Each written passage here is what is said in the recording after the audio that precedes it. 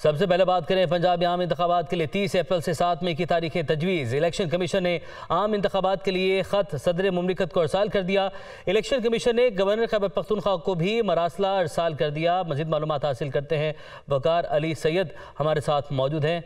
जी वकार, कहिएगा election commission की जानिब से 2 तारीखें जो हैं वो तजवीज़ की गई हैं। जी बिल्कुल, जो सुप्रीम कोर्ट का फैसला आया था उसके बाद कल भी जो इलेक्शन कमीशन है उसका अहम इजलास हुआ। आज भी 2 वक्फों से ये इजलास जो है वो जारी रहा, जिसमें तवील मुशावरत के बाद जो है वो ये फैसला किया गया है। और सदर मुमलिकत को जो इलेक्शन कमीशन का एलामिया है उसमें कहा गया कि सदर मुमलिकत को पंजाब में इंतखाबात के लिए जो तारीखें तजवीज़ की गई हैं वो 30 अप्रैल से लेकर 7 मई तक है। यानी इलेक्शन कमीशन उससे कबल तमाम तर जो तैयारियाँ हैं उसको मुकम्मल कर देगा और इलेक्शन कमीशन इन 30 से लेकर 7 अप्रैल के दरमियान कोई भी तारीख का इंतखाब करे जिस पर जो है वो इलेक्शन कमीशन बाकायदा तौर पर शेड्यूल जारी कर देगा और ये आम इंतखाबात का इनेकाद जो है वो मुमकिन होता हुआ दिखाई देगा।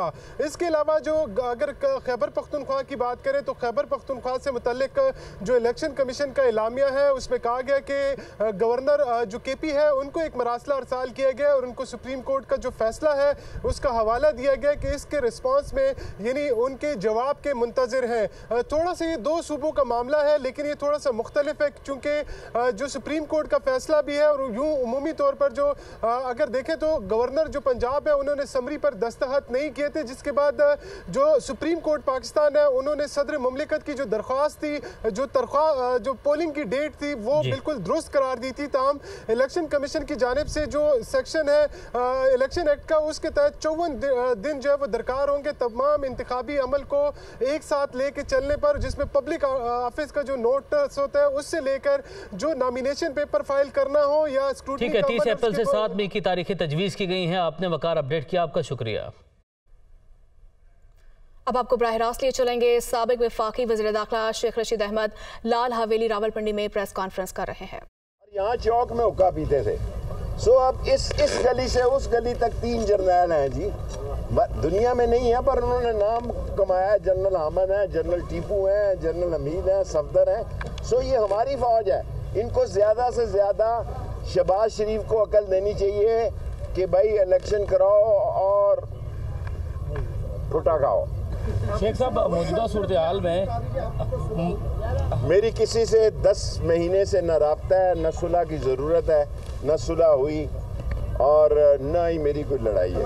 शेख साहब, मेरा कोई किरदार नहीं। शेख साहब, मरियम नवाज नून लीग को बहरानों से निकाल सकती है, जैसे कि मरियम नवाज नून लीग को बहरान में डाल सकती है, निकाल नहीं सकती। ओवरसीज पाकिस्तानियों को इंशाअल्लाह 1 करोड़ लोगों को वोट का हक मिलेगा इलेक्शन से पहले। लास्ट रिक्वेस्ट, हजूर वाला नवाज शरीफ आए, ये लाल हवेली से मुतालबा है कि नवाज शरीफ आए और इलेक्शन में हिस्सा ले और देखे कि जो गलतफहमी उसकी है उसकी भी हवा निकल जाए। वरना इन्होंने कहना कि हमारी जमानतें इसलिए जब्त हो गई कि नवाज शरीफ नहीं आया। अभी कहना शुरू हो गए हैं कि मरियम से काम नहीं बना, नवाज शरीफ को लाना पड़ेगा, उसको भी बहुत ज़्यादा गिर रहे हैं। और छोड़ो पर इस छोटे लेवल की बात।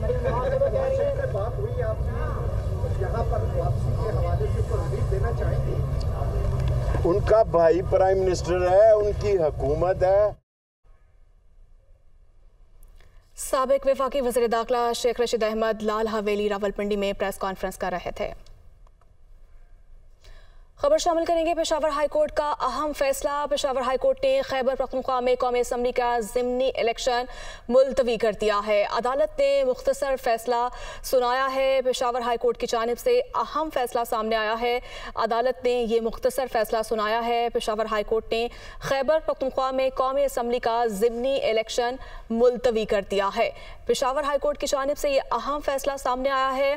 कौमी असम्बली का ज़िमनी इलेक्शन मुलतवी कर दिया है। अदालत ने ये मुख्तसर सा फैसला सुनाया है। पेशावर हाईकोर्ट की जानिब से ये फैसला सामने आया है। कौमी असम्बली का ज़िमनी इलेक्शन मुलतवी कर दिया।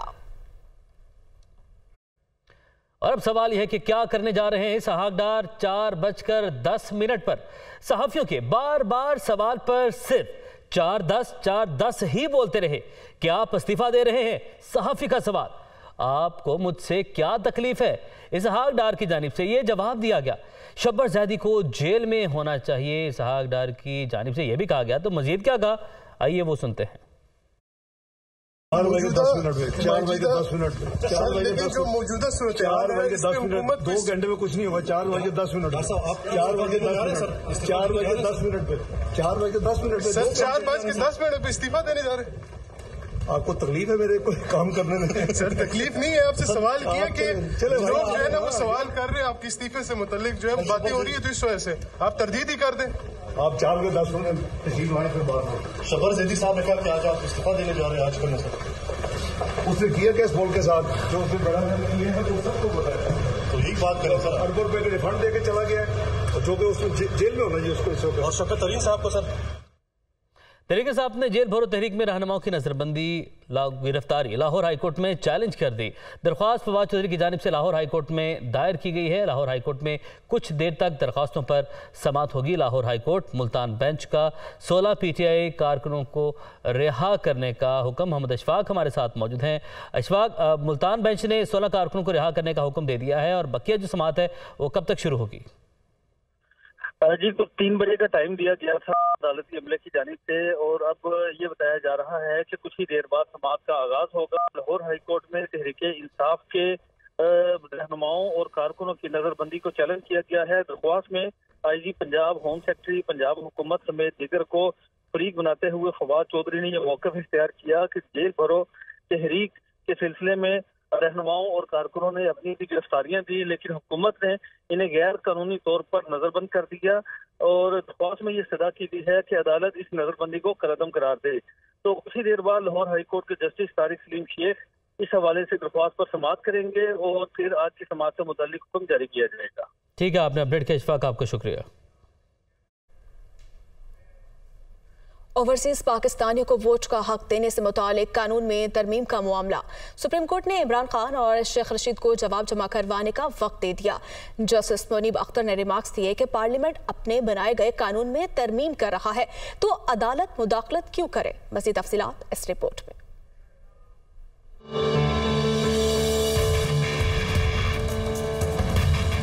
जस्टिस इजाजुल एहसन की सरबराही में 3 रुकनी बेंच ने ओवरसीज पाकिस्तानियों को वोट का हक देने से मुतल्लिक केस की समाअत की। दरख्वास्त गुजार के वकील ने कहा, इलेक्शन कमीशन ने ओवरसीज पाकिस्तानियों के वोट का मामला रोक रखा है। जस्टिस मुनीब अख्तर ने इस्तिफसार किया, हाई कोर्ट ने ओवरसीज पाकिस्तानियों के हक लेने की तरामीम पर दरख्वास्त खारिज कर दी थी। पार्लियामान ने 2017 में इलेक्शन एक्ट बनाया। सुप्रीम कोर्ट ने 2018 में सेक्शन 94 को आईन के मुताबिक करार दिया था। साल 2021 में कानून को मजीद बेहतर किया गया। 2022 में पार्लियामेंट वापस पुरानी सतह पर ले आई। जस्टिस मुनीब अख्तर ने कहा कि सुप्रीम कोर्ट ने पहले जिस कानून को आईनी करार दिया अब गैर आईनी कैसे करार दे। वकील दरख्वास्त गुजार ने कहा, नादरा के मुताबिक इलेक्शन कमीशन मुआहदा करे तो 1 साल में ई वोटिंग का सिस्टम बना सकते हैं। साल 2017 में होने वाले पायलट प्रोजेक्ट पर कोई एतराज सामने नहीं आया। जस्टिस इजाजुल एहसन ने कहा, आपने तो ओवरसीज के वोट के हक के मुताल्लिक कानून को कलअदम करार देने की दरख्वास्त कर दी है। फरीकैन के जवाब आ जाए तो अमल दरामद का जायजा लेंगे। जस्टिस मुनीब अख्तर ने रिमार्क्स में कहा, बुनियादी हुकूक की खिलाफ वर्जी पर दायर दरख्वास्त वाज़ेह होनी चाहिए। क्या कोई आईनी ज़ाब्ता पार्लियामेंट को कानून असल हालत में बहाल करने से रोकता है? अदालत ने इलेक्शन कमीशन को ओवरसीज पाकिस्तानियों के वोट के हक पर पेशरफ्त जमा कराने की हिदायत करते हुए केस की समाअत गैर मुअय्यना मुद्दत के लिए मुलतवी कर दी। तहरीक इंसाफ के रहनुमा फारूक हबीब ने कहा कि जिन्होंने इमरान खान को तहफ़्फ़ुज़ देना है वही हमारे मुल्ज़िम है। वज़ीराबाद हमले का मुल्ज़िम वज़ीर दाखिला है। इमरान खान की जान को शदीद खतरा है। इसहाक डार ने डॉलर का सत्यानाश कर दिया। बिजली महंगी हो गई। जिनको जेलों में होना चाहिए वो इक़्तिदार के ऐवानों में बैठे हैं। वो इस्लामाबाद में मीडिया से गुफ्तगू कर रहे थे।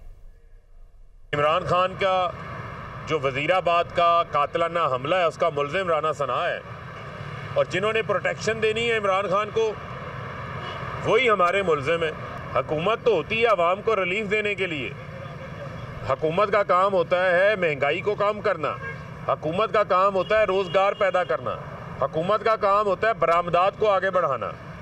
इन्होंने डॉलर का तो सत्यानाश किया ही किया इसहाक डार ने, उसी के साथ साथ जो महंगाई के इन्होंने 70 साला रिकॉर्ड महंगाई का तोड़ दिया।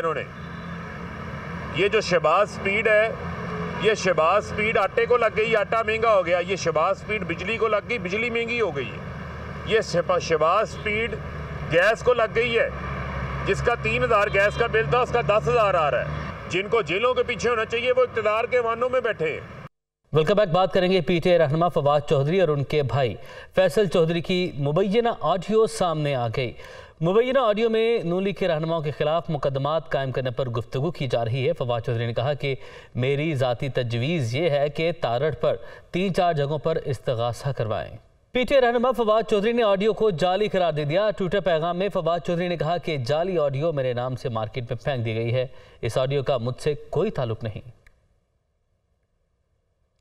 आपको बताएं कि पीटीआई रहनुमा फवाद चौधरी का भी इस मुबैना ऑडियो पर रद्द-ए-अमल सामने आया है और फवाद चौधरी ने ऑडियो को जाली करार दे दिया। ट्विटर पैगाम में फवाद चौधरी ने कहा कि जाली ऑडियो मेरे नाम से मार्केट में फेंक दी गई है और इस ऑडियो का मुझसे कोई ताल्लुक नहीं है। लाताल्लुकी का इजहार किया गया है फवाद चौधरी की जानिब से।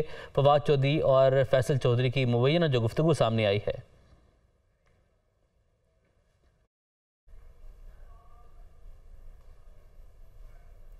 मुबैना ऑडियो लीक पर फैसल चौधरी एडवोकेट ने ऑडियो लीक का सवाल हंसी में उड़ा दिया। कहते हैं वो तो खुद को बड़ा अहम समझने लग गए हैं, उन्हें नहीं मालूम ये 228 क्या है। उनकी गुफ्तगू आपको भी सुनवाते हैं। यार मैं तो खुद को बड़ा अहम समझता हूँ। मुझे लगी है मैं मेरा ख्याल फीस अपनी कारी साहब को कहता हूँ रीस्ट्रक्चर कराऊँ और काम ठीक करूँ। सर ऑडियो लीक्स पे अब क्या बहस करें, अब ऑडियो लीक्स तो ऐसे भी आ जाती हैं। मैं तो डर गया था कोई खानगी मामलात की तरफ ना चल जाए मामला। 228 पता नहीं क्या पता पढ़ूंगा। वैसे अभी तक आपने 228 वाली हिदायत पे इस्तगासे क्यों नहीं दायर किए? जो साहब की बात नहीं मानते? कोई नहीं पता नहीं, अभी करते हैं कुछ चीज को दोबारा सुनते हैं तो फिर जो कहते हैं वो करता हूँ। और अब बात करेंगे मुआवने खसूसी अता तारड़ ने कहा कि तोशाखाना में अरबों की चोरी की गई। कितनी दफ़ा फ़र्द जुर्म आयद होने से इमरान खान को बचाया जाएगा? वो अदलिया का कंधा इस्तेमाल कर रहे हैं और इसके लोग मौजिज़ जज साहिबान को धमका रहे हैं। हमने हमेशा अदालतों का एहतराम किया, हमारे 90 रोज़ के रिमांड होते थे। वो गुजरावाला में न्यूज़ कॉन्फ्रेंस कर रहे थे। अरबों रुपए की चोरी है तोशाखाना में, नाकाबिले जमानत वारंट जारी हो चुके हैं, 7 तारीख को समाअत के लिए मुकर्रर है। ये कितनी दफा फर्द जुर्म आयद होने से इसको बचाया जाएगा? अदलिया में ऐसे लोग मौजूद हैं जो इमरान अहमद न्याजी के सहूलतकार हैं और उसको वो सहूलियात मुयस्सर हैं जो बाकी सियासी पार्टी के रहनुमाओं को नहीं है। उसकी बेल हो तो उसको टाइम दिया जाता है कि सुबह दोपहर शाम। हमें यह नजर आ रहा है कि कुछ ऑनरेबल जजेस का झुकाव इमरान न्याजी साहब की तरफ है। हमने हमेशा अदालतों का एहतराम किया, हमारी बेलें 2-2 साल नहीं लगती थी, हमारे खिलाफ केसेस आते थे, 90 दिन का रिमांड था, जुडिशियल रिमांड था, रोजाना की बुनियादों पर ट्रायल थे। हमें जब सजा देनी होती थी तो रोजाना की बुनियादों पर ट्रायल चलता था। हमारी पूरी क़यादत जेलों में होती थी। इधर एक मुकदमा बनता है, आधे घंटे में वो क्वाश हो जाता है। रुख करेंगे गुजरांवाला का, जहां पर मुस्लिम लीग नून के तंजीमी कन्वेंशन की तैयारियां मुकम्मल कर ली गई हैं। कारकुनों की आमद का सिलसिला जारी है। मरियम नवाज 5 बजे खिताब करेंगी। फहद बशीर हमारे साथ मौजूद हैं जो कि इस वक्त गुलाम हुसैन पार्क में मौजूद हैं। फहद बताइएगा क्या तैयारियां, क्या इंतजामात हैं और क़यादत कब तक पहुँचेगी यहाँ पर?